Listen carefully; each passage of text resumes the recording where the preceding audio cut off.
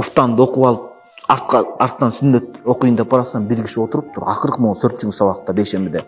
Мас экен, таксыр дейт токтотуп. Мен Куран китеби окуйын берчи дейт. Кубалабаш керек. Байкуш анын туугандарына батпай калган, үй бүлөсүнө бара албайт, көчөдө да батпай калган. Акыркы үмүтү бул мешитке келип атат да, балким Кудай мени кабыл кылат депчи.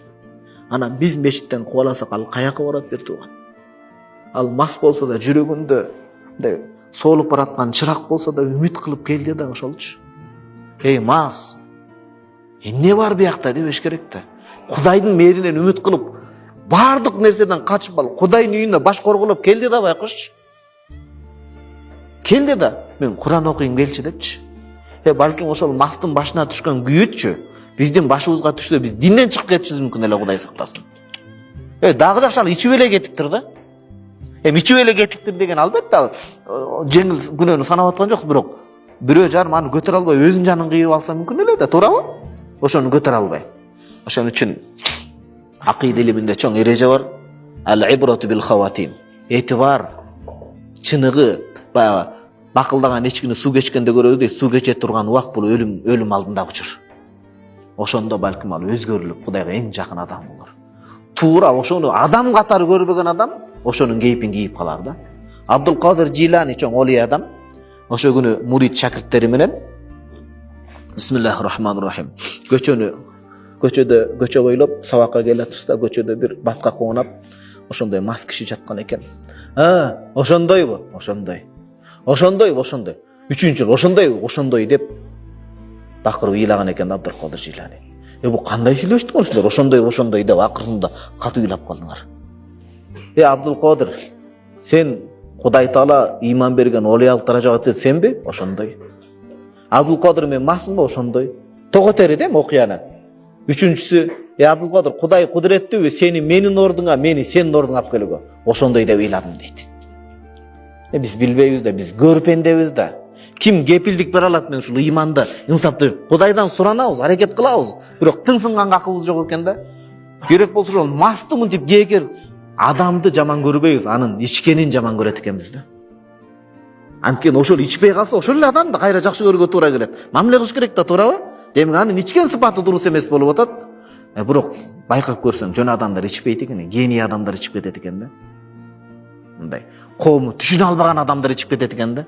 Ошон үчүн туугандар, Кудай Таалам бирөөнү кандай абалда болбосун, мындай жаман көз караш менен тыңсынып карагандан Кудай сактасын. Биз бечарабыз да, биз бечарабыз. Кудай анын тобосун 1 мүнөттө кабыл кылышы мүмкүн. Эмнеге? Ал канча деген мастар бар. Таксыр мени кечирип коюңуз деп колун мүмкүн. Ал нафсисине баш ийип, бирок жүрөгүнөн Кудайдан суранып атат, Кудай депчи. Мына мен сизге бир окуя айтып берейин. Саид Багдаш айтат. Шам мамлекетинде чоң устазыбыз бир чоң мечитке имам болуп даярданып барып калды дейт, өзү суранычы боюнча. Ал жерге имам түтпөйт экен, адамдары чыр-чатак кылып, ошо мастары, бекеттери, зектери келип алып кыйнап эле кетиришет экен. Бул атайын чоң алым ошол жерди тандап барган экен.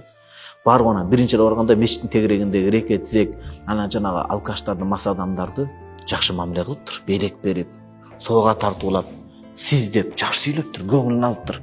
Анан ошолордун башчысынын аты Абдул Карим экен. Ошол топтун чөйрөнүн. Анан жүрөгүн тартып, икром муслим кылып, жакшылык көрсөтүп, анан араб өлкөлөрүндө Рамазан ороз айында, Кадырдын кечесинде биздер эле Кудайга шүгүр намылдап өтүп атпайбыз, дуа кылып. Ошондо алардын үрп ататын эң алым, илимдүү, амалкөй, кадыр бартуу адам келип дуа кылат экен да. Анан жана устаз дуа кылайын дегенде, бүгүнкү дуаны жана акырын канча убакыт аракет кылып себеп кылып мешитке уялып кирип калды да, бирок жашынып кирип окуп кетип. Бүгүн Абдул Карим дуа кылат деген экен да, жанагылардын башчысы. Кызарып, татарып, качып чыгып кетейинсе болбой кармап калып микрофонго келген экен. Баягы адамдын жүрөгү ачылган, Аллах Таала акыйкатка алып келди. Только ыйлаптыр. Мечиттин бардыгы ыйлаптыр да. Анткени жүрөк менен байланышып атат да. Кудай мас адамды тобого бир көз ирмемде алып келиши мүмкүн, эгер кемчилигин мойнуна алса. Бирок текеберчилик кылган адамды алып келбеши мүмкүн да тобого.